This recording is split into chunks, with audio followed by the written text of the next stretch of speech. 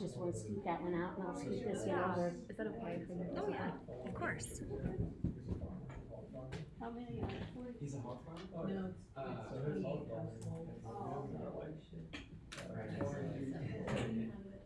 So I have a Like, second yeah.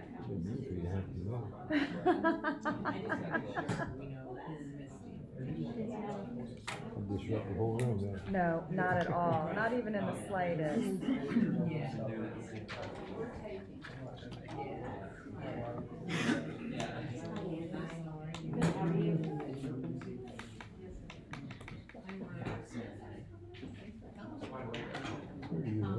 Corbin Court?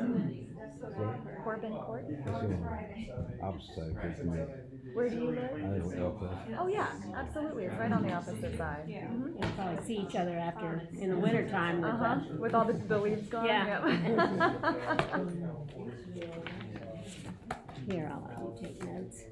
Thank you.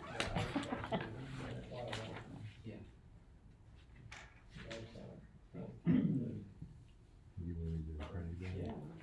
Yeah.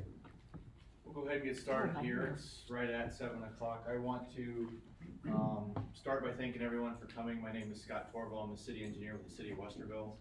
I'll introduce some of the other team members here in just a moment. I want to first start by, again, thanking all of you for coming. We are here to partner with you tonight, or to further a partnership to the point where we can ultimately make improvements not only to your individual properties in regards to erosion control, but to our community as a whole. I want to cover a couple of quick things, and we'll do some introductions, and we'll get through the slides, and we'll take questions at the end. One thing I want to share at the very beginning is whenever we impact someone's property, and I mean we the city, we do everything we can in our power to treat that property as if it were our own. So we work very hard with our contractors and our crews to minimize disturbance to your property, minimize impacts to your property, and also minimize and try to eliminate inconvenience. It's not convenient, it's not fun when we're fixing the road in front of your house, as many of you may know. And so we do everything we can to balance the need to complete the project quickly, efficiently, in a cost-effective way, but also keep your lives as close to normal as we can. With that, a couple other things, just so you know how we try to protect you as a homeowner. We do require our contractors to fix anything that they touch.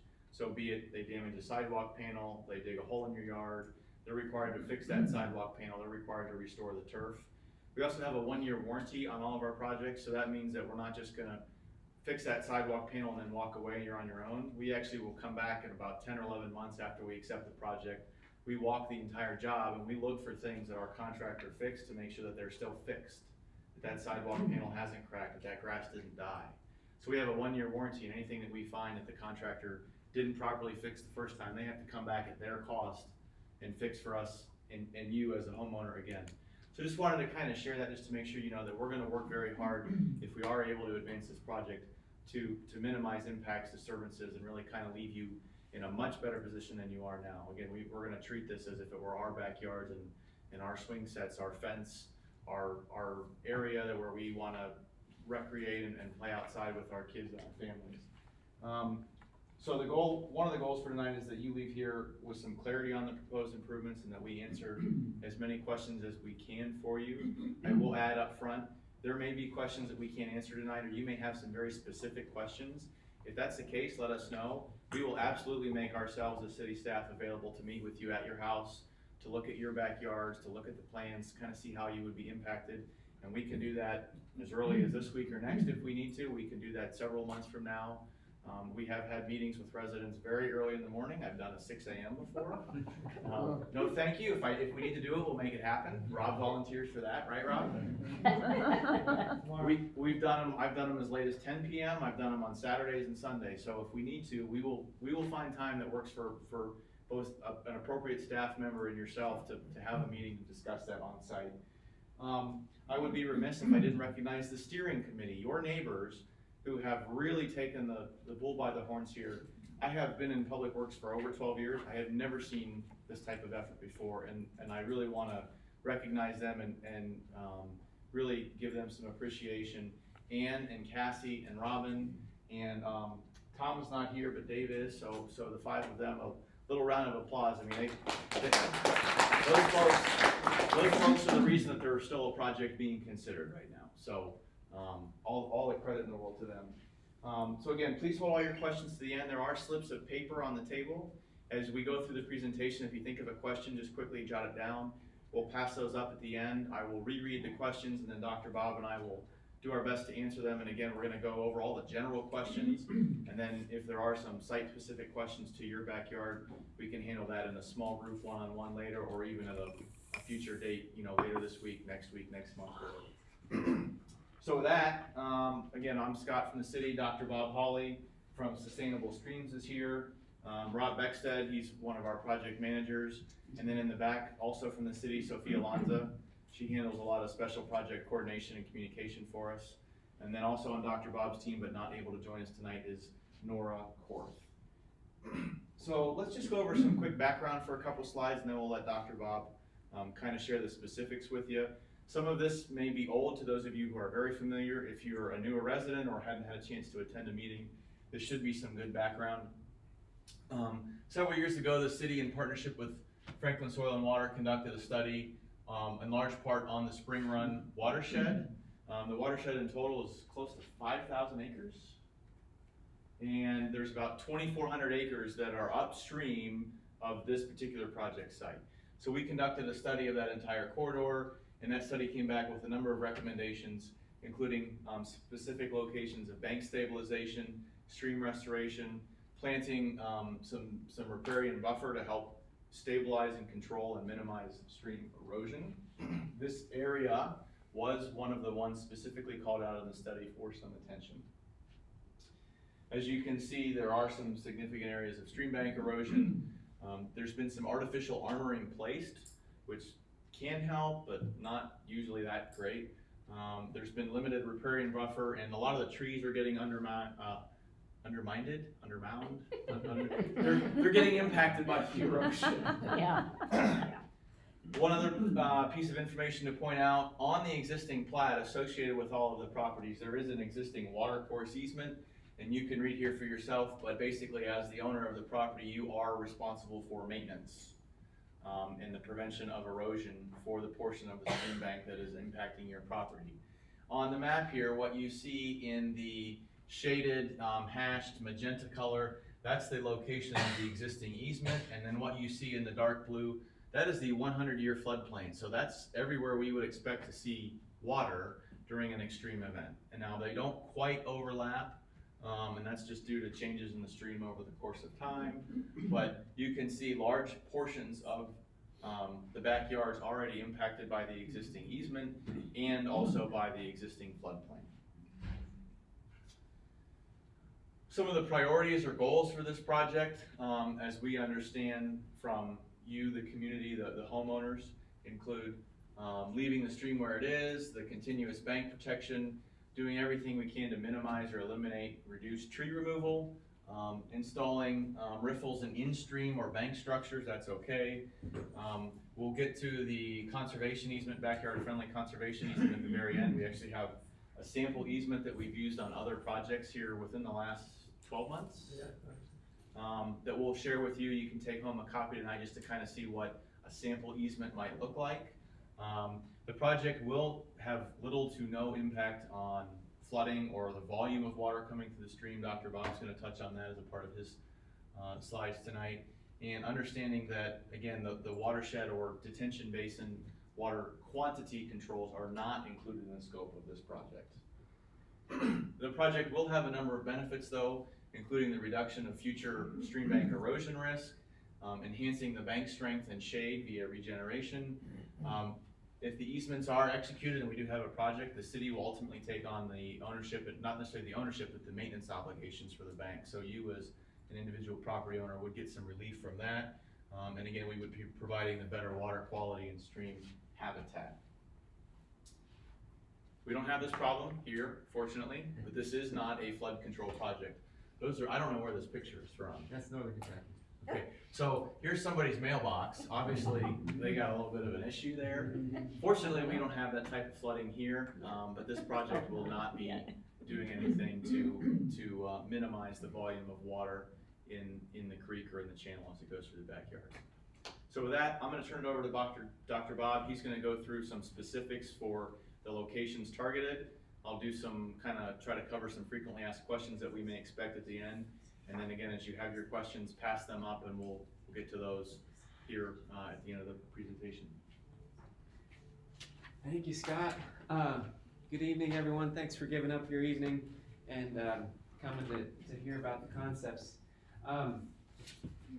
If you remember last time I was here, I said, we come to projects with totally open ears.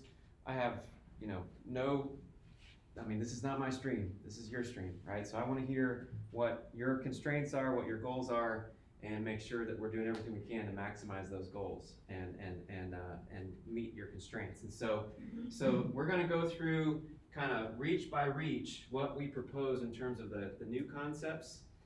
We'll also share some existing conditions and the old concept. So the previous concept will be immediately followed by the proposed new concept. And you're going to see how we heard you. We want to leave the stream where it is. Right? So no more shifting of the stream to make it, smoother curves or something. No tree removal, right? Except where absolutely necessary. So we did everything we could to really minimize the tree removal, and in places where we're needing to take a few trees, it's places where we really need to do that to maintain the flood conveyance capacity and not make flooding worse, right? Or a tree that's already totally undermined is going to fail anyway. So anyway, we're going to go through these one by one in terms of the properties, starting with the most downstream reach, so by Cassie's house. So this is the existing conditions. Here's Cassie's house. This is the eroded right bank, and all of these maps are going to have the same key, and so we'll you'll kind of get the hang of what each thing is. But obviously these green bubbles are trees, and the bigger the bubble, the larger the tree. The blue line is where the stream used to be, and these dashed lines are the contour elevations. So some existing pictures of the existing conditions. We're looking downstream, we see erosion of this right bank here. We see some big trees in Cassie's yard on the upstream side that would be nice to save. On the downstream half of the yard, we see, pretty big open space, maybe a few smaller trees, right? But maybe that's an opening to use to help with opening things up for flood conveyance. And then, not picking on you, Cassie, at all, but there's, we notice things like this. And so there's a retaining wall that's starting to kind of slope away from where it used to be. And so this is kind of an example of a specific design issue to a specific house, but maybe this is a place where we could waste some soil. So if we excavate to lay the banks back and make them more stable, we could maybe have a win-win and put some soil right here so that kind of shores up that wall, and it's a win-win because we're not paying to haul off the soil. So that's kind of a specific that we won't really get into on every single property, but those are the kind of things we look at and want to work with homeowners on making sure we address. The steering committee had very comprehensively assembled all the homeowner issues and known concerns from any resident that had answered their questionnaire. And so anything we knew about, we made sure we knew about it. But we've got it addressed here. And this is the same key for everything. But basically, a red text means we don't know what the issues are. The property owner didn't convey any issues. So anyway, if you have more issues, feel free to add to these. But basically, these are the issues that we know about. So here's the meat of the material, right? So this is the previous design, and these dark black lines are basically proposed zones for grading. So grading would mean like laying the bank back, making it not so steep, maybe putting in some bioengineered banks. This symbol right here is a riffle, so a constructed riffle. It's basically a place where the water is shallow and a little bit faster. It's good for habitat, but it's also good for bed stability, so it prevents the stream from getting deeper. You want that to be the case because you don't want to fix a bank and then the stream gets deeper and then it undercuts the bank that you just fixed, right? So every so often we're proposing to use things like riffles to keep that bed from down cutting. And then they had proposed a rock vein to kind of deflect the flow into the channel. So, here's this is the old concept, remember? So just kind of, I'm gonna kind of go back and forth with the new concept. So the old concept was, these brown trees are trees that have been proposed to be removed. So 15 trees were proposed to be removed. The new concept, we have 7 trees proposed to be removed. So this tree that's already kind of in the stream, right? A few smaller trees right here, but you know, about half as many trees being hopefully removed. And then we proposed a floodplain bench in that area that's kind of open right now, right? So there's not a whole lot of you know, there's no trees in this area other than these 2 ones down here on the bank. And the reason for this, so that what this is, when we say floodplain bench, it's basically about 2 feet lower than the existing yard, and that basically opens up the flood corridor to be able to convey more water than it used to be able to, right? And little things like that are what help this project by saving trees in certain spots and filling in rock in other spots. Little things like that are what help this project be net neutral on the flood control. So we don't make the flooding worse, we don't make it really any better, but those are kind of critical to making this project work and not make flooding worse. Definitely don't want to make flooding worse if we know it's a problem at your house already. Okay, so moving up, so we were just here, now we're up at this corner, this 90-degree bend. This property didn't have any past work proposed on it, but when we were out in the field, you can tell by these pictures, you know, anytime a stream takes a 90-degree bend, it's probably going to have some erosion on that bend, right? And so you can kind of see lots of erosion there. The exposed outfall here is kind of another sign of historic erosion. So we're doing a project.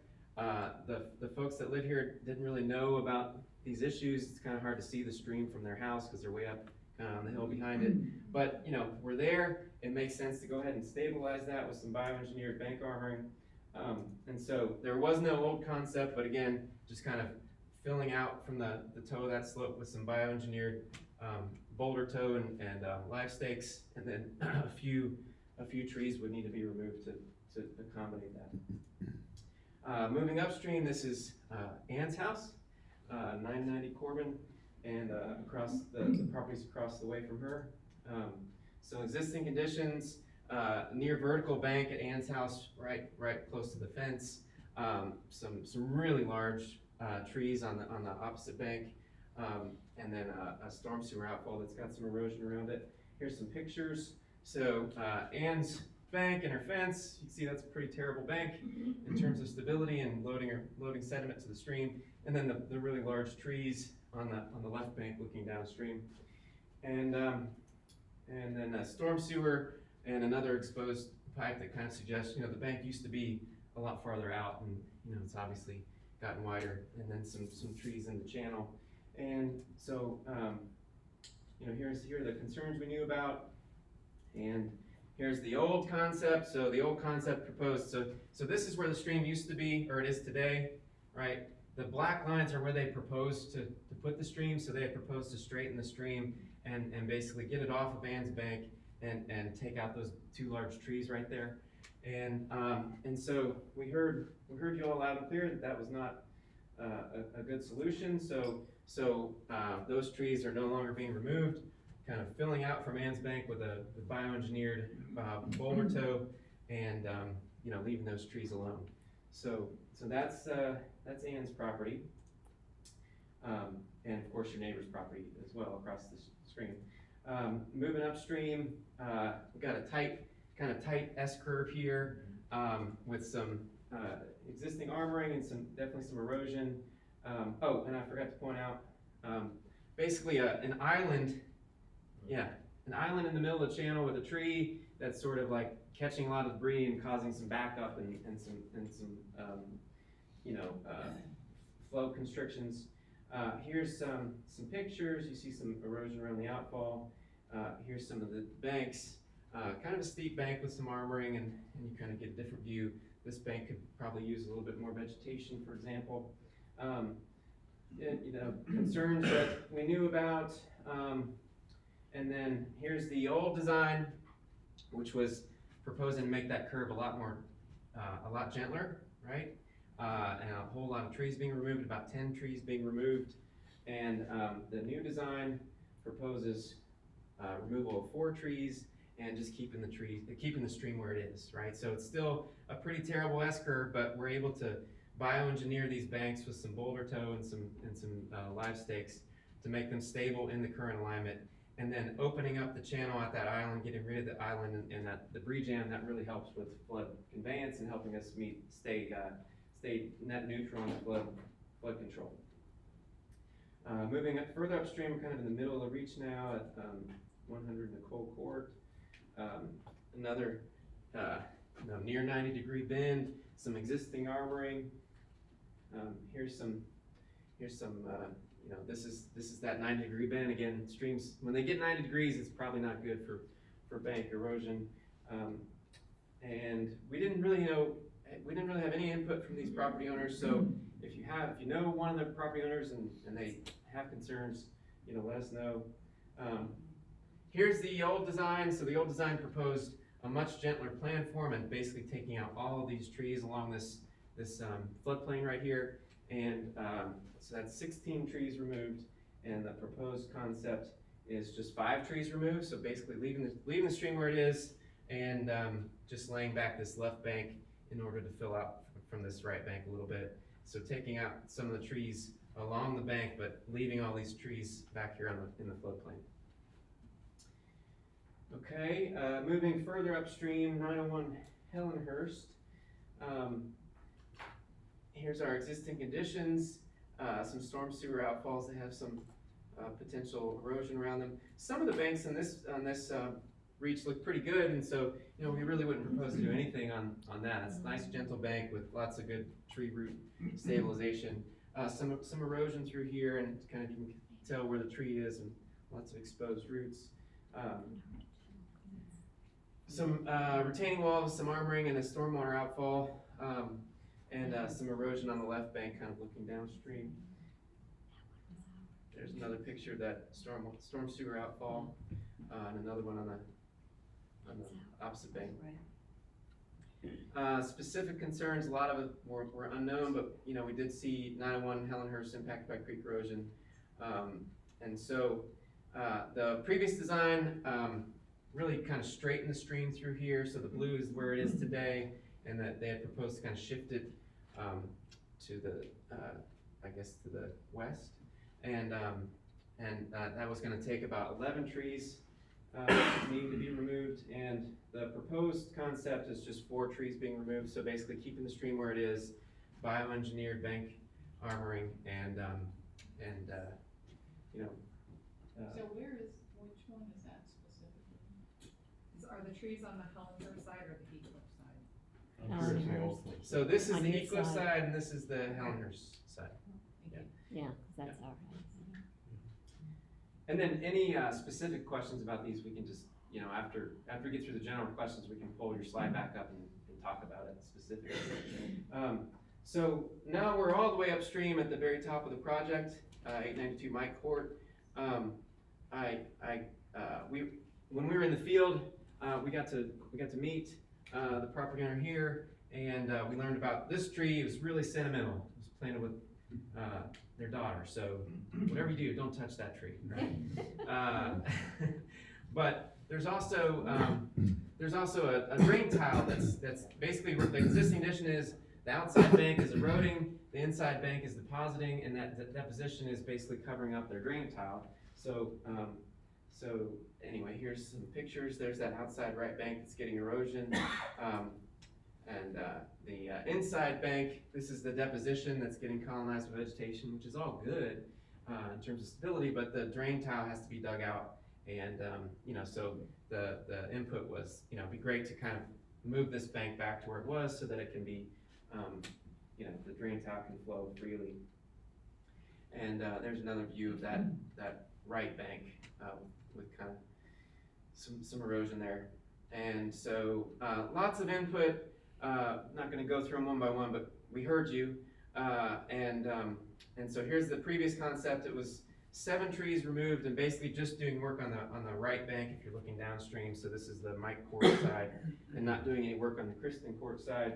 And so what we proposed after hearing the input from Kristen Court was, let's go ahead and put the bank back where it was on this side to free up the drain tile. That also frees up the channel so that we have good conveyance in terms of flood control, and we can again stay net neutral on our flood conveyance. So, you know, it was a win-win. We get the drain tile back exposed, stay away from the sentimental tree, but then we're able to fill out from that other bank and take fewer trees that way. So 5 trees removed instead of 7.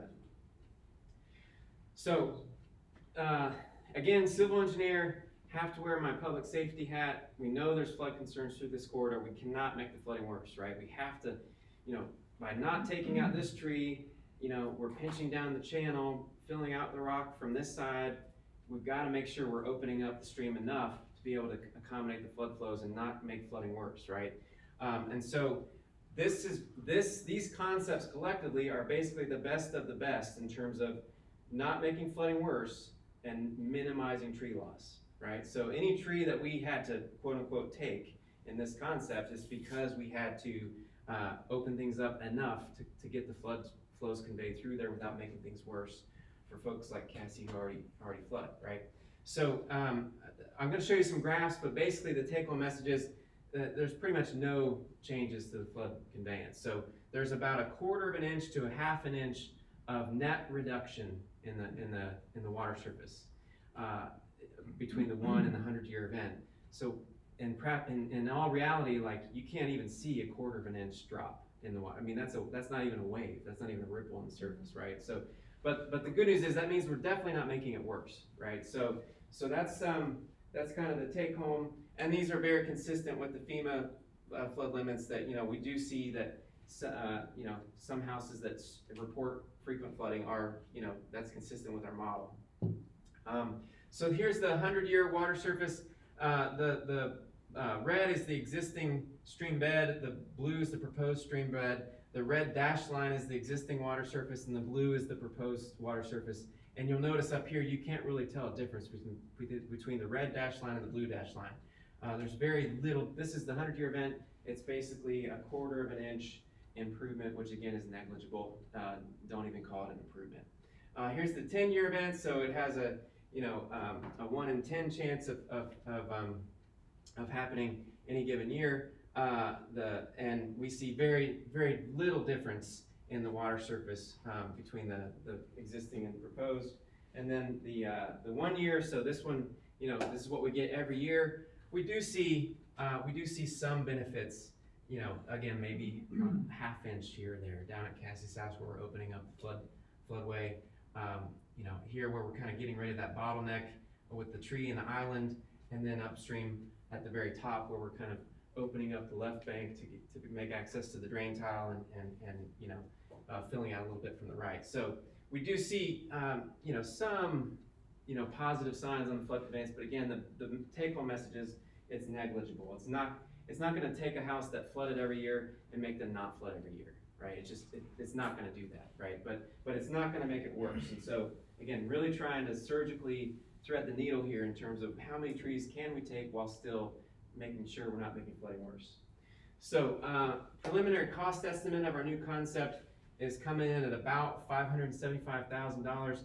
I forgot to mention, every tree that we're taking, the city has an ordinance that, you know, depending on the size, the diameter of the tree, it has to be replaced with an equation of how many trees, right? So, so there's a lot of trees being used to replace the existing trees that were proposed to be removed. About 1,400 tons of rock. That's about 100 truckloads of rock, plus or minus. So as I mentioned the last time I was here, no matter what happens, if we do a stream project, it's gonna look pretty bad in your backyards. I know everything Scott said about their contractor's gonna try to minimize the inconvenience, right? But you know, you're doing work in a stream with water, flowing water, it's gonna look like a mess, right? And they gotta get 100 trucks of rock, right, back to your stream, right? It's a lot of construction traffic getting to that site and getting the rock installed. No matter how nimble they try to be, there's going to be a construction corridor that just is gonna look torn up. And that's just the reality there. You can't carry each rock back by hand and place it, you know. So one of the goals from the residents was continuous bank armoring. So even if we had a property where we didn't propose any grading or any rock placement, we went ahead and budgeted for 2,500 live stakes, so continuous live stakes along both banks. You know, if a property doesn't want the live stakes, obviously we wouldn't plant them, but basically we're planning on 2 rows of live stakes along the toes of the banks on both banks through the whole corridor, and which really helped to be that regenerative you know, bank stabilization. And then 50 new trees to replace the trees that were lost. And you know, those trees would be much larger than a live stake, obviously. So in summary, the previous design compared to the new concept, the difference is 50% fewer trees removed and no realignment, right? Those were really the 2 big drivers we heard from you. And so that's where we landed, right? A concept that really doesn't have any impact on flood conveyance, but removes a lot less trees and leaves the stream where it is. So with that, I'm gonna hand it back to Scott. Awesome. Thank you very much. I'll cover a couple of questions that we commonly get when we have these types of meetings. And so again, we mentioned before, one of the benefits would be that if we're able to execute the project in the easement, the city now becomes responsible for the removal of debris, fallen trees, etc. within the creek. Currently, as a homeowner, you have that responsibility. So if one of these trees falls down and it's blocking the creek, you as a homeowner right now are obligated to have that removed. So this is one benefit of the project right away. Yes, we have done this before. These are actually some images from one of Dr. Bob's project. We just completed within the last couple of months 3 locations within the city of Westerville where we deployed very similar concepts. 2 of them were in residential areas behind homes. The third one was on a piece of property that the city owns where we did some stream restoration. So this is not a new project, at least from our perspective. This is something that has been done time and again, not only here locally, but regionally and nationally as well. It's been mentioned, you know, we've got 1,400 tons of rock, and as much as I like to work out, I am not carrying that stuff back there. So there will be temporary disturbance to your yards to get that back there. We typically, when we have these types of linear projects, we will try to access the site in several different areas. So what that may mean is you sign the easement, there's not a lot of rock going in your backyard, but multiple truckloads may come through your side yard to get to the stream and then go upstream or downstream to get to the specific locations. And that's completely a function of how easy it is to get to the stream in your house, your neighbor's house, your other neighbor's house, or whatever. And again, we have some sample easements. We'll go ahead and try to get these passed out. This is a copy of an exact easement that was executed for one of those other projects I just mentioned. This is a sample, okay? This does not mean the exact language that you have to, must to sign or else. This is a 1-page easement. I believe the prior project had an 8-page easement. So hopefully this is much simpler, much more backyard friendly. So we'll pass these out so you guys can take these home. You can read them. Again, we're happy to answer questions on these. We can be flexible in some cases to some of the language. There are some things that we just can't, but we're absolutely willing to take your questions on these easements. And again, as mentioned, there's negligible changes to flooding. Rob, do you mind handing me that real quick?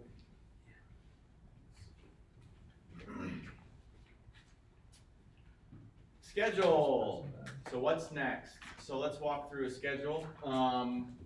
Between now and next March, we need to get to a point where we have at least some semi-formal agreements that, yep, we're on board. That does not mean an easement executed. In fact, we won't be able to execute easements because we don't know how much space we need or what the easement looks like until we do the detailed design.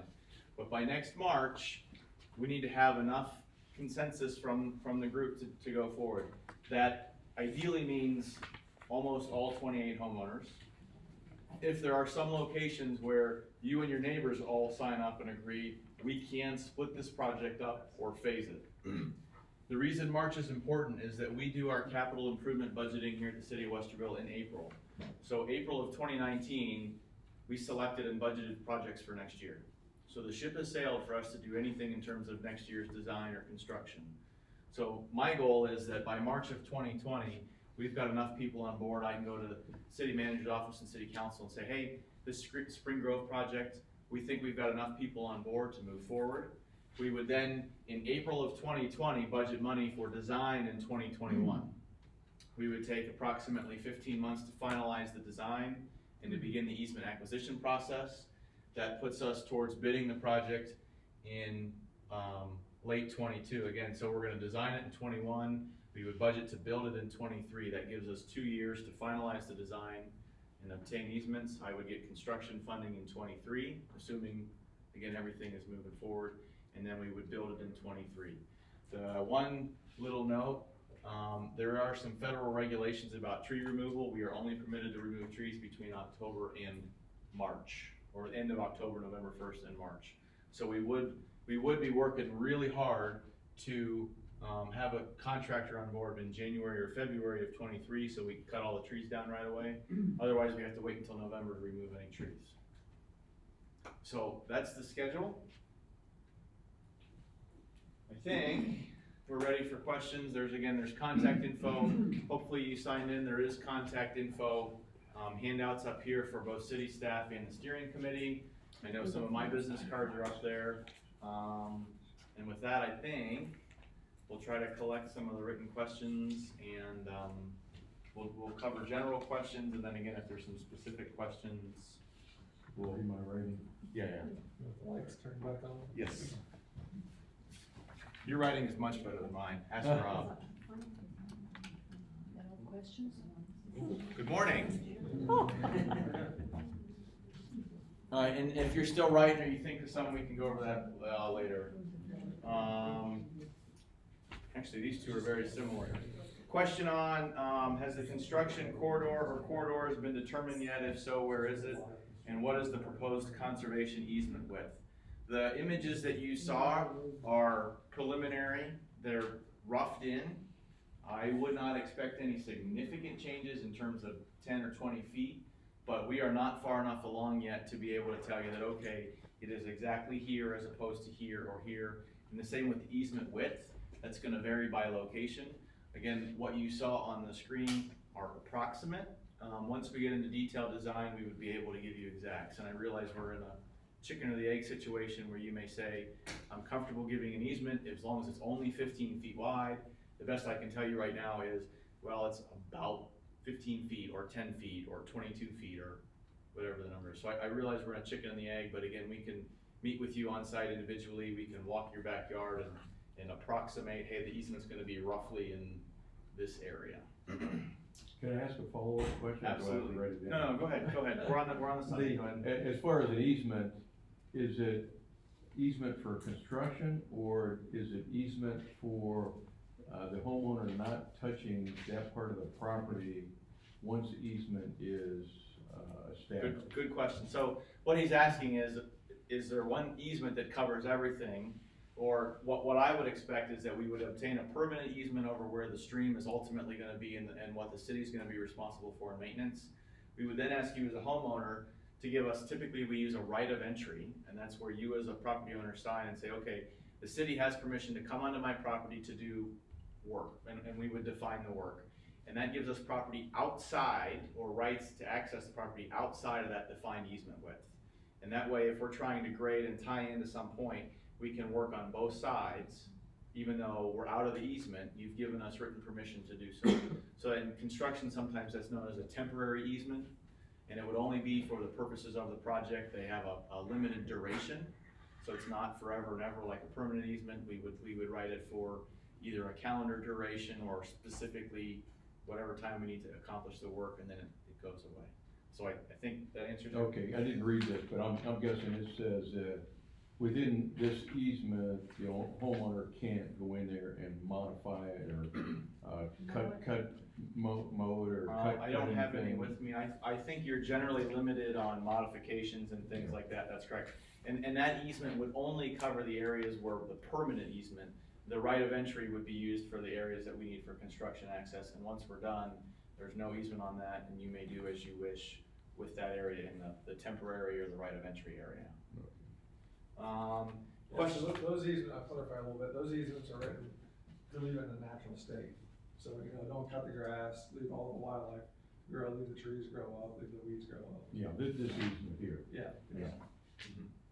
A So, question, and that's, at this point, it's an unknown, so it could be 20 foot wide, 50 foot wide, bank to bank, beyond the bank. I think Bob, did he show Is some? it, is there Did you show a, a because little- that was backyard friendly, in my mind, backyard friendly means it never goes beyond the top of the bank of the creek, so it's bank to bank. Once it So- infringes into the backyard, it's no longer backyard friendly, because it's restricted the use of the person's backyard. Because they can't mow it, they can't modify it, they can't, so this graphic right here shows, which the previous project did. and this is a new concept image, this magenta line, I don't even know what location this is one of the last ones we looked at. This magenta line is about where, for this particular location, where the easement would be. And then I believe, it's down here and it coincides with, Yellow's the proposed work zone. right? So you can see that the easement covers the proposed work zone. In fact, here, 892 Mike Court, so we're at Mike Court and whatever, Kristen Court. So you can see where the approximate easement is, and again, Okay, so it's beyond the edge of the, bank of the In- creek, in so this it particular it location, that's effectively goes into the backyards of the homeowners. yes, and there's no scale on this, I don't know if this is 2 feet or 22 feet, I don't know if you have a sense. Right, well, I think that there's, this is still something I think that Scott and I were collaborating on, because, you know, in my mind, you kind of needed access width, right? To get, you know, if you're gonna get in there and get a tree out that's clogging like a fallen tree, they gotta be able to get their trucks through to get the tree out, right? So we were trying to leave more than the top of bank, but in my mind, that didn't necessarily mean that it had to be a native state, right? Like, once you got above the top of the bank, I didn't know that you necessarily would need to be a native state situation, it could be a mowed grass situation, if the city's. Well, it depends, yeah, it really depends what Right. the That- easement ultimately. That's says. correct, and again, this is this easement was executed by another property owner on another project for that particular project. This is a sample. I know on one of the projects, we gave that easement out and one person wanted a couple of tweaks. We worked with her and her attorney and we got to some language that worked for everybody and we were able to do it. There's been other cases where somebody said, hey, can you change this sentence? And sometimes the answer is, no, I'm sorry, you can't. And so then as a homeowner, you would have to decide, okay, can I live with this or not? You know, so that's a sample, that's not, you know, the exact easement that we have to use for this project, but that's an easement that we've used for Yeah, similar projects. I understand, but, the city maintaining, let's just say a homeowner calls up and says, a tree fell. Yep. In the creek, it's clogging the creek, can you come out and, remove that, alright? Now, the city's not gonna have an easement that allows them to bring a piece of equipment, from the street to the back, through the front yard, backyard, to the easement.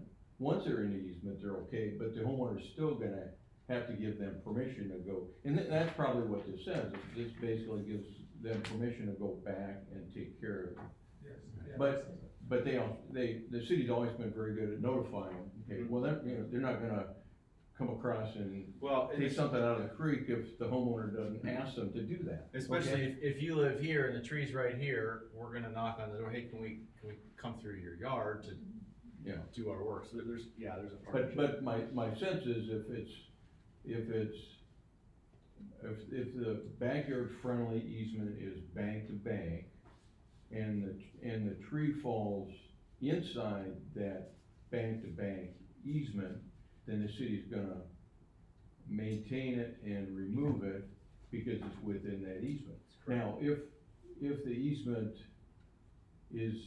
or the tree falls, outside of that easement, then the city's still gonna come in and say, well, it's outside of the bank-to-bank easement, so it's still the homeowner's responsibility.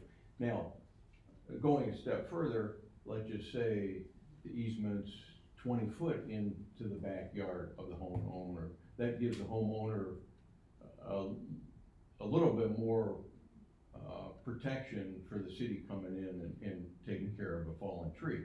But on the flip side, the homeowner loses that portion of his backyard again, it depends what this says. You can't mow it, you can't, maintain it. And let me take it one step further on the, Can we have other questions or? okay. Yeah. Go ahead.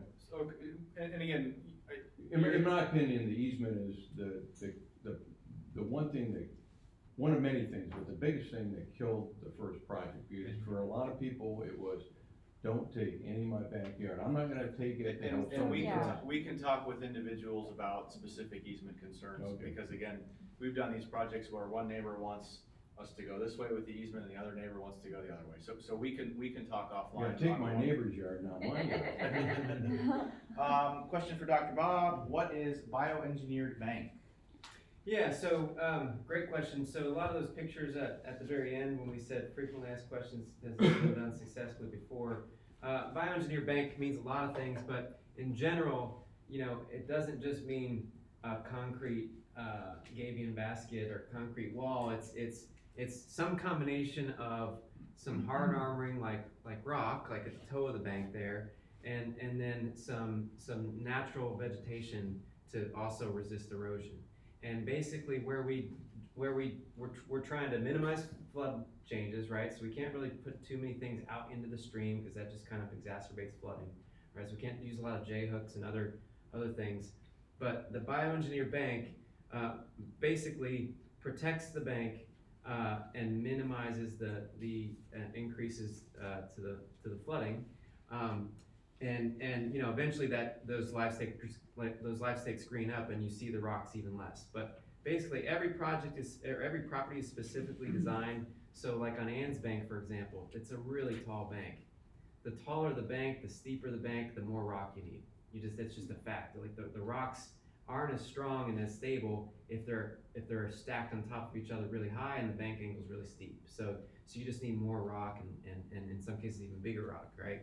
On other banks that are pretty shallow and pretty gentle, bioengineered bank might mean no rock. It might just mean live stakes, right? So we're really trying to, first of all, minimize rocks because, just continuous riprap looks terrible, right? But also it adds cost, right? And it's kind of unnecessary. If you don't need it, why use it, right? So we're really trying to strike that balance. But everything we design is designed to be stable at the 100-year event plus a factor of safety. And so that basically requires us to use a lot of rock wherever we start doing grading, because where you do grading, you've torn up the root strength, right? You've basically opened the bank up for erosion, and you kind of need to have some rock. In this bank, there's rock actually all the way up to this point, but we buried it with topsoil and got that topsoil seeded and then live stakes, right? And so you don't necessarily see the rock, but we have it there in case we did get the 100-year flood and the seed hadn't established, right? And we got it there so that this product doesn't get ripped out right after construction, right? So that's the general it means a lot of things, but in general, some combination of rock and vegetation. And one comment, Dr. Bob has used the term several times tonight, the toe of the bank or the toe of the slope, excuse me, that's the very bottom of the slope. That's where the slope, the ground goes from slope to flat. So when you hear toe, that's what we're referring to. Question to floodplain benching. With a floodplain bench, how gradual is the drop from the yard to the floodplain benching? Is it a stark drop or is it graded? And I think there's an example. Let me see if I can. Great question. So the floodplain benches that we threw in there, again, mainly for flood conveyance and trying to keep the flood changes to a minimum. We use 4-to-1 slopes wherever we can, whenever we're using earth, right? If we do rock, we can go steeper.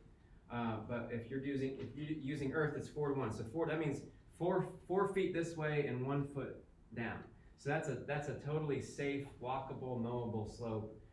It's also very resistant to erosion.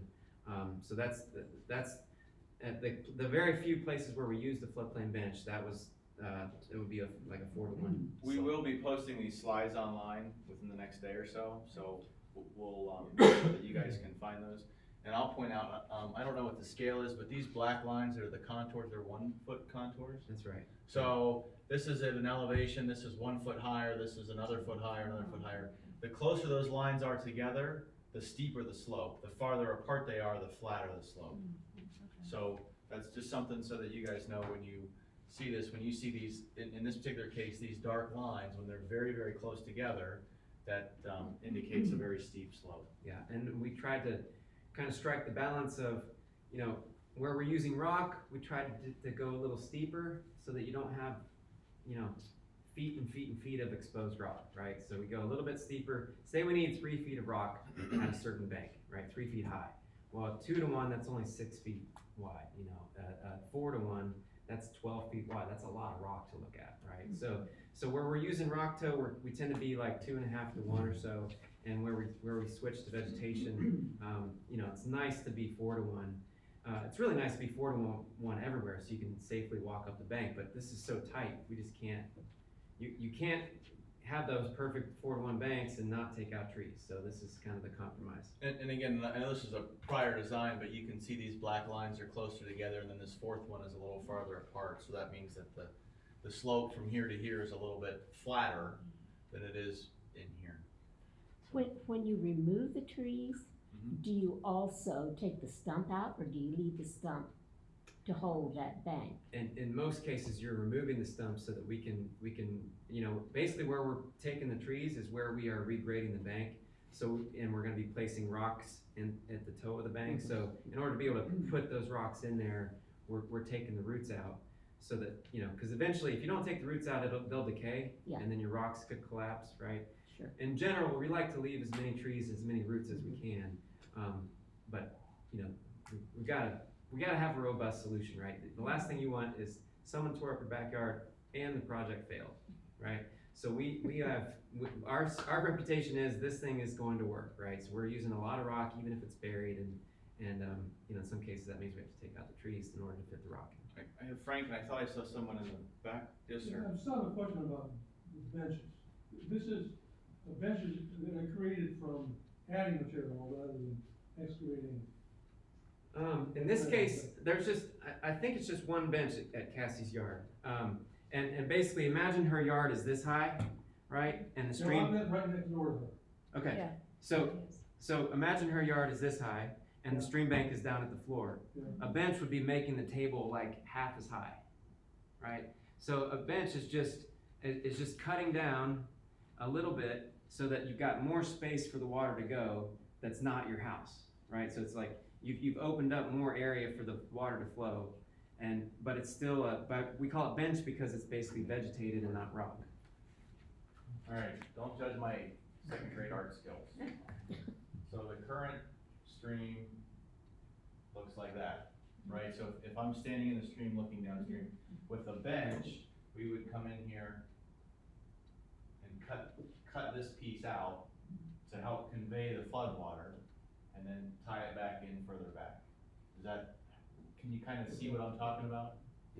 So it's still kind of it's basically still a yard, and depending on the easement language, it could still be a yard because it's grass, right?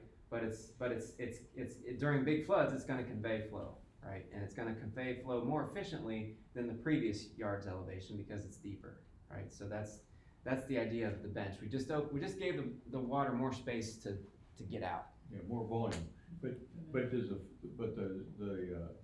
the flood, the 100-year flood elevation change, as you were showing on the charts, one slide, it effectively didn't change by a quarter of an inch. So Right. 100-year flood's still gonna go above the top of, if you're looking at that sketch, I think above that and still flood the backyard of.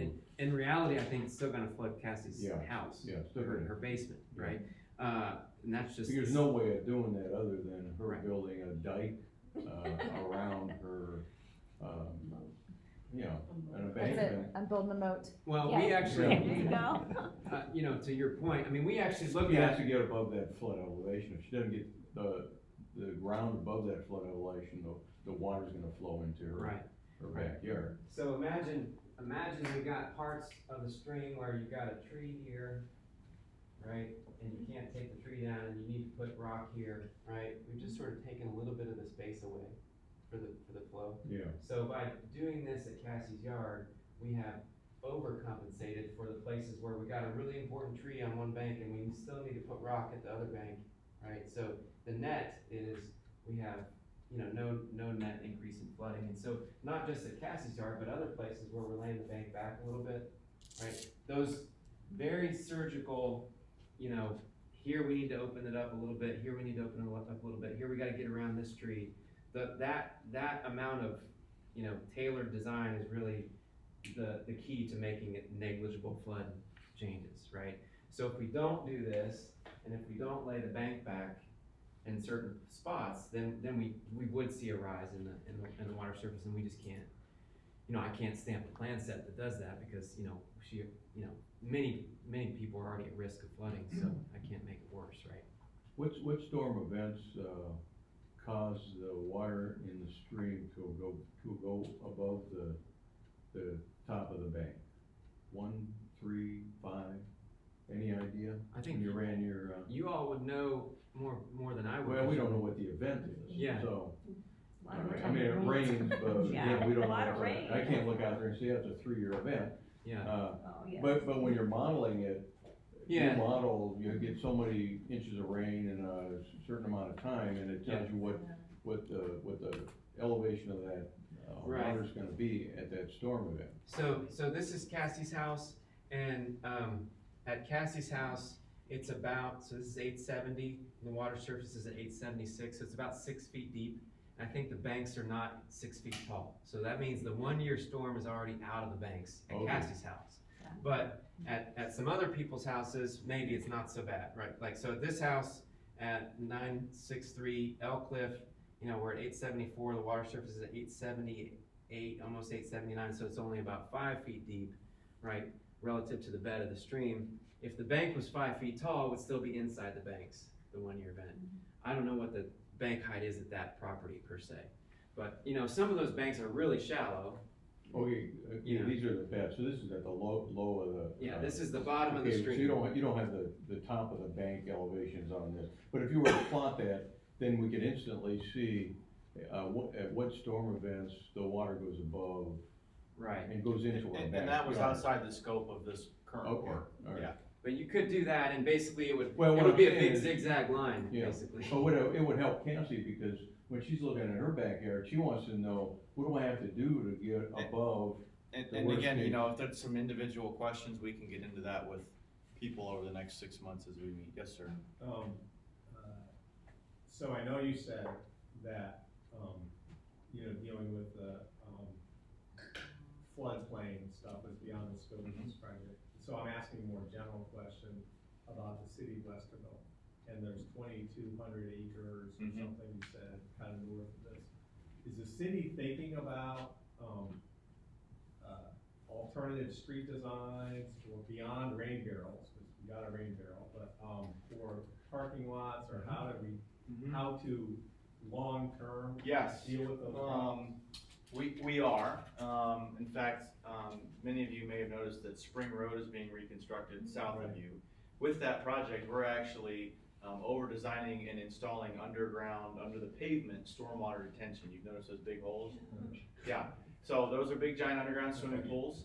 And the premise is that the stormwater that will go into those, it'll be collected and then released much slower to control the peak volumes downstream. Now, obviously, that doesn't provide any benefit to you, but that's just one example of some of the measures that we're undertaking to improve the sustainability of our natural resources long-term. Ryan, can I put you on the spot real quick? Sure. Ryan is actually from Franklin County Soil and Water. We work with him very closely on a lot of things. You guys have a program actually for property owners to get compensated for putting in rain gardens, is that correct? Rain gardens, yeah, through the city actually compensates the residents, right? So, And, we'll work with the resident to do the design, and help you, do the contracting and all that. so obviously that's not large scale for just what one person can do in their yard, but there is that's one other thing that we're doing. A lot of our projects, we're putting in stormwater quality controls so that the stormwater that does enter the creeks is of higher quality. We've removed sediment, we've removed trash, debris. So those are some of the measures that we are undertaking. We're 11.7 square miles, I think, the city. This watershed? No, the city overall. I think we're 10 or 12, I wanna say 11.7 comes to mind. We're a big city in terms of area, so it's not something that we can just snap our fingers and do overnight, but yes, we're working very closely towards that. Can you go back to the slide with the dates on it? Yeah. It was toward the end. You missed it already. Yeah. There it is. Okay. Okay. At what point, at the second one between September 19th and March of 2020, you want everybody's either signed or unsigned, whether they will agree to the easement. When is the final design gonna be done? So, this step is simply an agreement, and we can work with property owners to formalize it however we need to, that just says, yes, I live at, Right. 1000 Corbin Court, I am on board. Right. It is not executing the easement. We would then construct, or we would then authorize the design starting in 2021. And Dr. Bob would have roughly 15 to 16 months to finish the design. That gives us 8 months to work with you as property owners, say, okay, this is the design we wanna do in your backyard, here's the exact easement language. Now it's time to actually sign and execute the easement. And that's the point in time where we could get into the specifics in the exact easement language, and you could say, hey, I don't like this phrase, or I have an issue with the design, can we adjust this? So we'd have roughly 8 months to work on a case-by-case basis, each individual property owner, to make any tweaks or adjustments. But just in general terms, between this September and next March, if you say, okay, I'll give you the easement, and then we see the final design, and we say, that's not for me, and you try to work it out, and for some reason you just can't come to an agreement whether you're real far apart or close. Right. How binding is that first one? I'm not an attorney, I don't pretend to be one, fortunately. But you play one on TV. I did stay in the Holiday Inn Express last night. Yeah. I think I'm under the impression the city's gonna operate on good faith. Right. I would wanna check with our senior leadership and our legal authorities as to whether or not we should have some sort of binding thing, or we are gonna continue to operate on good faith. I am fully aware that any one of you or any one of your neighbors may come in December and say, hey, I'm good, I'm on board, and then they sell their house. Right. I can't control that, and I can't obligate a new property owner to sign that. So, If you sell your house, then that becomes void. I think we're talking about two different things, though. I believe that once we're getting into the backyard friendly easement, that falls under easement execution, correct? that's correct, that's So correct. what the agreement to convey easement is us just saying, yeah, I'm in for the project, I wanna see the final design. This wouldn't have anything to do with the project until after we see the final construction. Cassie is correct. So I would come and I would meet with you, I'm sorry, what was your name? Jan. So I meet with you, Jan, and we meet at your house, we look at the drawings and we say, okay, the easement's gonna be about here, Right. and that document right there is a starting point for an easement. That's generally what we use, but by then you'll have read it and you'll say, hey, I think I'm okay with this. Yeah. And you say, you know what, Scott, I'm good, I think I can support this, let's move forward. But if you sign this, which would be September to March. No, that does not get signed until 2022. But what we signed on that September to March thing, how binding is what we signed there? And that's what I'm saying, my recommendation to leadership is that we're gonna go in good faith. So that may simply be you sending me an email, that may be just us having a little Chat. a chat, and then at the end of the chat, I send you an email, say, hey, Jan, to summarize our conversation, you agreed to X, Y, and Z, thank you for your, thank you for your consideration, please let me know if otherwise, just so that we have something in writing for our files, so that I can say, hey, I had 23 out of 28 people either send me an email, or send me a letter, or we both signed our name in blood on something, I don't know. But that's what was done on the first project, something similar. There was a preliminary. Yep. I'm probably okay with this project. Yep. But I'm not gonna sign anything final until I see the final plans. And I can't, And then we had to execute the final easements. Yep. Before the city would proceed with the project. The goal for tonight is to kind of share information, answer questions. We will fully be doing some follow-up, and again, want to have a lot of one-on-one conversations over the next 6 months. In that interim, I may hear from city legal counsel and city senior leadership that no, we wanna sign something a little bit more firm. And so if that's the case, then I'll be bringing that with us when we meet, and ultimately that we'll be using that to determine whether or not next April, when I meet with council, that I say, hey, I recommend we budget some money to design this It's project. kinda hard to sign something that's fairly binding when you don't have the final plan. Well, that's why I made earlier about chicken and the egg, Yeah. so, yes, ma'am. Any chance it could be moved more quickly? Unlikely. Okay.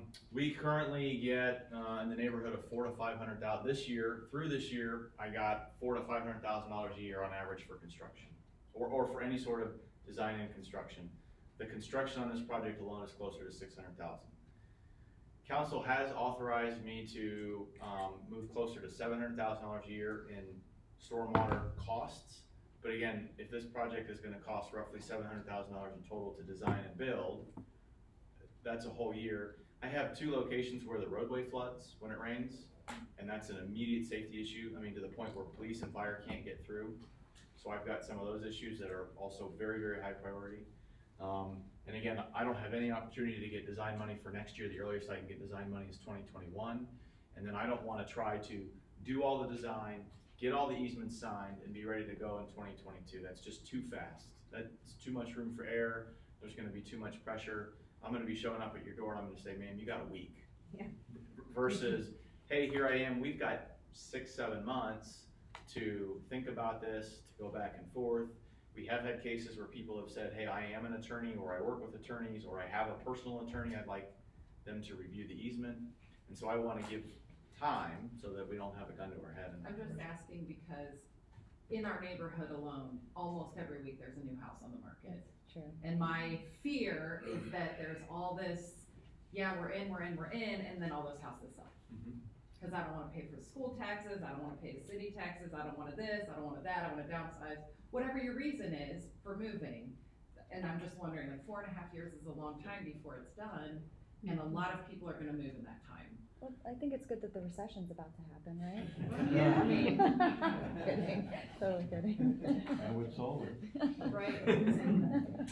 Very, very, very legitimate comment, and I don't have a great answer for that other than to say that, you know, I understand this is like the project for you guys. We have, And I get that. over the next 5 years, 30 to 40 total projects, I don't know, between roadway and traffic signals and stormwater, and I gotta fit this one in. This is what I can do. Is the fact that you do not come currently to clean out the creek, but you would after this because we would have an easement agreement? That's correct. Okay. That's correct. I had a couple follow-ups. Anybody else? I want Which you- to. Of course I do. You're One was engineer, right? stormwater. I appreciate this. This is me. Someone asked about stormwater remediation, and, but my understanding is whenever a stormwater remediation project is done, it's generally done for a 1 to 3 year storm event. To try to accommodate much more than a 3-year storm event is nearly impossible because there's just too much water. So, you know, the feeling is that it's good to do 1 in 3 years. You can tell us how often 3 years, every 3 years, I don't know. But it happens often, so you're capturing a lot of the storm events. The ones above that, although we seem like we get more than 3 years all the time because our backyard's flooded. So, it's good that they're doing it, and it makes sense, but we shouldn't leave this room thinking they're gonna solve the problems with these little stormwater 3-year event projects, because we're still gonna get flooding in our backyard. They said that at the beginning, that Yeah. this wasn't a flood thing. Yeah, and Yeah, then, I know that, but when I hear remediation of stormwater, people are thinking, oh, you're gonna solve it. The second question is the city ordinance on, removing of a tree. Let's just say you take a 20-inch diameter tree out of somebody's backyard. Does the city ordinance require you put a 1.5-inch diameter tree in its place, or 21-inch diameter trees? Sophia, do you remember looking this up recently? I'm gonna put you on the spot now. I do remember looking it up. I can't even begin to think of The answer is that I believe, and I'm gonna be a little bit off on the numbers, but the general principle is there's a 2 or 2.5 inch caliper minimum size, and it is not 1 for 1. So I believe trees under 6 is 1 for 1, trees between 6 and 12 is 2 for 1, 12 and 18 is 4 for 1, above 30 is 8.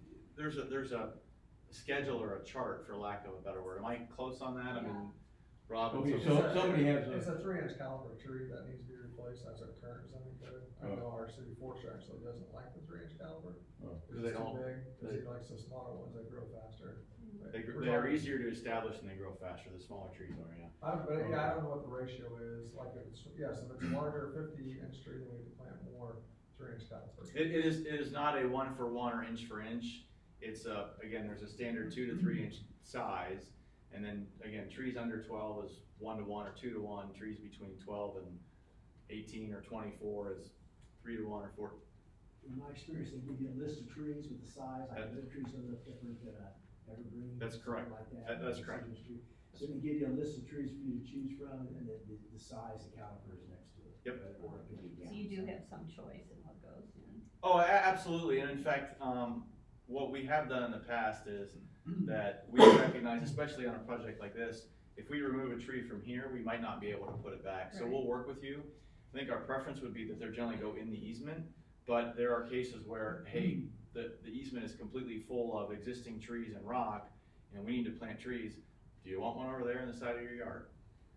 Or, hey, we needed to put 3 in here and you can't put any in your neighbor's property, do you want a couple extras? So again, we can work with you and be flexible on that. You don't And want so- it too close to the creek, they can wash Exactly, away. exactly. And I presume similar to like choosing the tree, we'll be able to work with you where the replacement trees go and are. That's grown. exactly what I'm saying. Okay. Yeah. So I actually have a question, and this is specific to mine, but I just planted 2 river birch and where the proposed flood bench is going to be. Mm-hmm. Would those have to be removed? I think if they're small enough, the contractor could scoop them out and. Well, they're small now, but Yeah. in 2023, Yeah. they're not going to be as Yeah. small. Well, move them. You have the plans. Yeah. Bring them back on. Yeah, it's one of those things, we have to work with you on your property and figure it out. Okay, But yeah, that benching was pretty important to make the whole sure. project work. Totally so- get it. Yeah, I just. I saw one in the back. She just wants to move the trees. Yeah, I just don't want to lose my trees out there. I saw one in the back. Yes. Generally, do we anticipate, we reviewed this preliminary plan. Do we anticipate any changes in this plan between now and next March? In this preliminary? In the preliminary plan? Yeah. No, as The far reason as, I'm asking is, we'd like someone to come out and absolutely. forward with this, but is it critical to do it now? Or should we wait till February, or we have the same conversation? So Sophia and I have cards, I don't know if you have any on you, but. February's gonna be cold, so we'd rather come out now. But not right now, it's too hot, so maybe Yeah. like October. Friday. 75 degrees. No, the handout here has contact info for all of the steering committee members and the city staff. There's business cards, like I said, mine and Sophia's are here. Get a hold of us and we will absolutely try to find a time to come out, look at these drawings with you, answer questions. And even if we have to come out more than once, or there's emails and phone calls back and forth, we're here to help. I do like how this is a little more individualized than the last one was just kind of, this is what we're doing to everybody. This is a little more narrowed into, sections or properties. And like specific issues that people have, yeah. Go I got another question, of course. One thing you said early on was 1-year warranties on your project. So back to life stage, my understanding is that on an average, 50% of live states live and 50% don't live. Okay, so that would mean, and that's probably the first, I don't know if after the first year you see that kind of results, or it takes a little longer. So within the 1 year, those would be replaced by the contractor.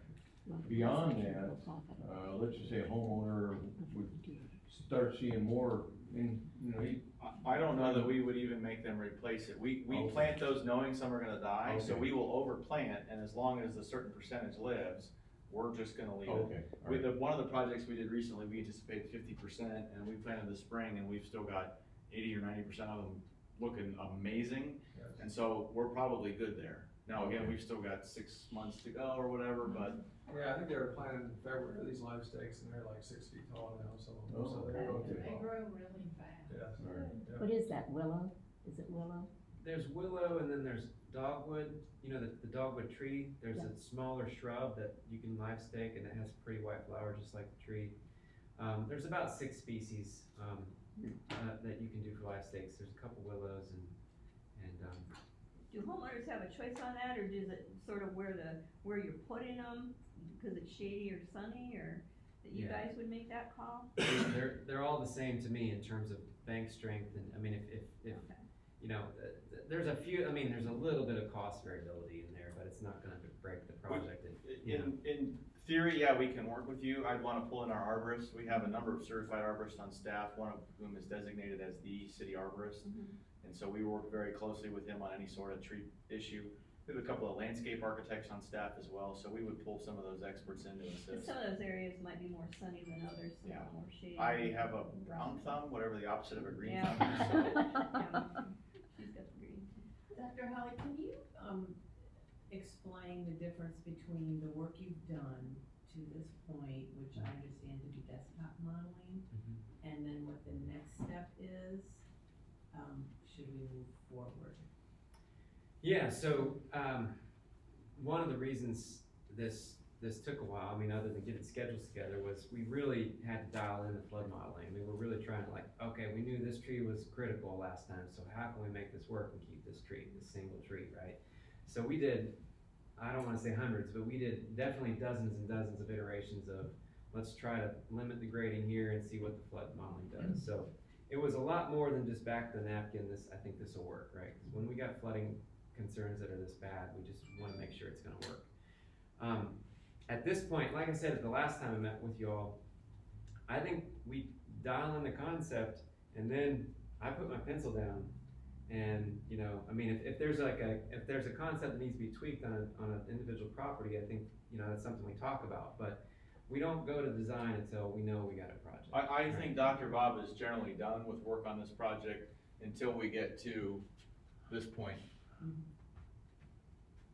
Yeah, so that's, and then at that point, there's a 30% design phase, so that's basically a lot of design information, but not a grading plan per se, just because that grading plan is a lot of work to redo if we have to make changes. And then there's a 70% design, and that's pretty much final, but there's still time for changes, and then there's a final design. And how different is that from other engineering firms? Is that typical that engineers work that way? Yeah, that's a pretty typical problem. I mean, I don't think, most concepts are not as dialed in as this, I'll say that. Like, most concepts are a lot less work and a lot less precision. But we knew that precision was pretty important here, so, yeah, but it's a pretty typical. Yeah, I mean, we do that for roadway or utility projects where the designer will come and say, okay, we need to put a new water main in, it's gonna go over here. They submit plans, we review it, we make comments, it goes back, they make adjustments, they add more details, they refine the design. And there's usually 2 to 3, sometimes more, right, Rob? Back and forth.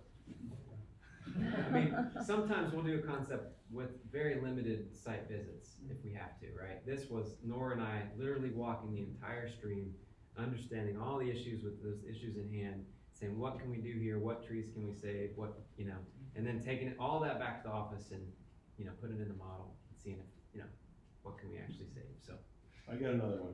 This really is outside, the only reason I'm bringing it up is that you had mentioned early on, there were a number of, studies done early by the city and maybe some by some other organization. But one thing that was in that, one of the studies was, there's been a lot of ash tree die-outs. I think just about everybody in this room has had at least one, if not multiple, number of ash trees that have died. And the study said the city ought to provide the homeowners with trees to, for free, to replenish the what do they call it, the forest? Tree canopy. The canopy. So, is there any thought of doing that? So, I'm gonna interject on it. So Franklin Soil and Water already works with, City of Westerville. There is a cost share, through our backyards program. Okay. So you can do an online educational thing or come to a workshop, and then you get, I believe it's a $50 rebate on trees. So you can do whatever you want with that to plant trees or name it. And then I know, we have the city street trees and the tree lawns. And our Parks Department manages those, and I think on an annual basis, they plant 350 to 400 new ones a year. All of our projects, when we remove trees, we plant them. So on Spring Road, some of those storm sewers that we're putting in required a removal of, I think a total of 7 trees. We're putting 10 or 15 back. The sidewalk program, everybody's favorite project.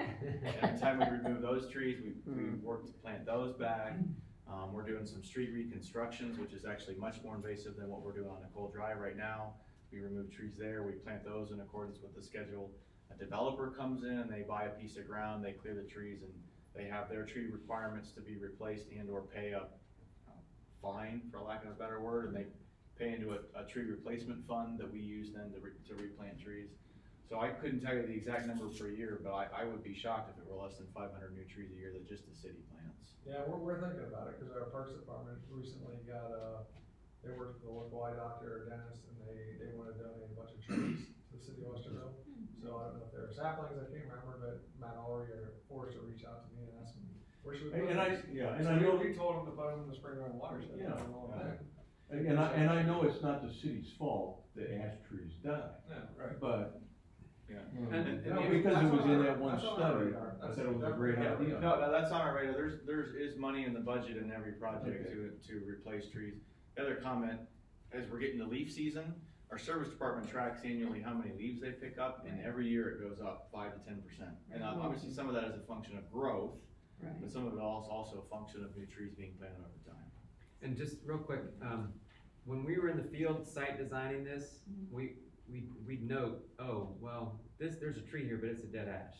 So, you know, Right. some of those removed trees are actually dead ash that, you know, we're like, well, we can actually let this back because Right. it's a dead ash. So anyway, we did take it into consideration. Well, my question is, when you were talking about, some of the, houses, you had specific concerns that they had. And I'm not sure if they had called the city and said, hey, here's my specific concern, or, how some of them have it and some of them don't, yeah. I like think something those like were that. assembled by Frank, I wanna say. It Or could be. somebody assembled them. Ian, that was you in the steering When committee. people told me things, and I Okay, had okay, conversations that's with fine. people, I. Okay, If your concerns are not up here or we didn't capture them Yeah. all, let us know and we'll factor that into the design as needed. and well, that's what work. I was gonna say, obviously you've got some and not others. If you come out to our house and, this isn't something you can look at in the 2 minutes it was maybe up there and go, oh yeah, that's gonna work, But if you come out and you bring that to our property, and we say, and, you say, okay, on your property, we're gonna do X, Y, Z, these trees are gone, these trees are staying, blah, blah, blah, blah. On our property, it seemed like they were gonna take out less trees, but, we wanna see which ones.